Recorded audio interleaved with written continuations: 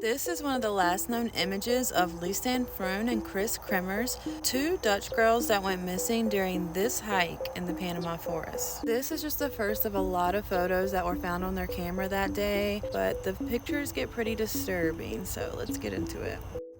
They started their hike at about 11 a.m. and then this photo was taken at about 1 p.m. and this is when they reached the summit, which is when most people turn around, and apparently now there are signs that advise people to stop at this point. This was a few minutes after the summit, so they didn't turn around and go back, but they kept going. And this is one of the last photos that was taken, and this was about an hour after the summit, also where they kept going forward and had yet to turn around.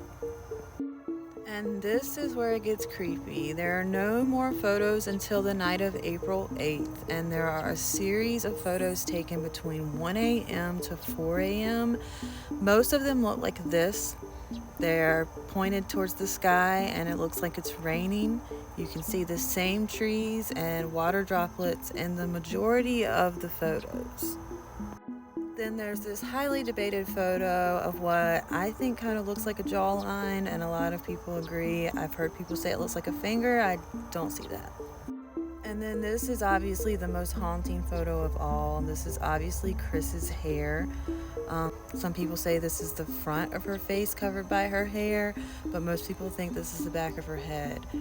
This map shows where the girls were walking in the photos, which is this red line, and then all the little yellow things you can read show where all of the different pieces of evidence were found, including their remains, which is obviously way further out.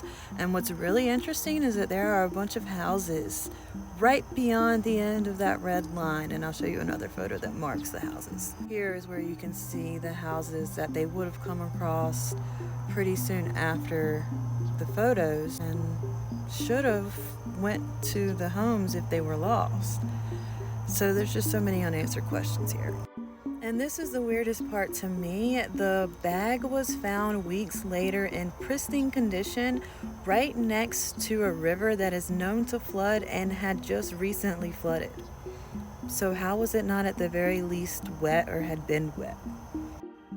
And the last thing was that Chris Kremers' pelvic bone appeared to be bleached, but yet none of the other remains had any evidence of being bleached.